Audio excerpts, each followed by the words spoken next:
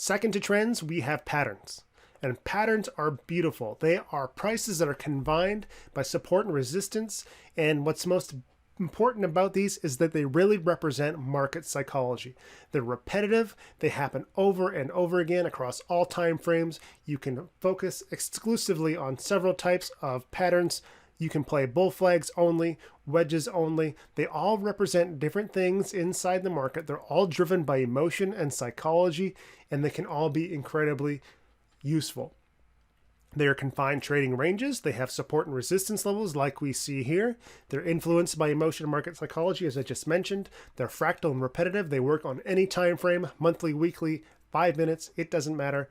And they have clear levels of breakout and support and resistance that can give you actionable signals. In the case of this guy, we have a beautiful pennant. We have multiple areas of resistance, multiple areas of support, and we have a beautiful break above that level, a quick back test, and then full execution.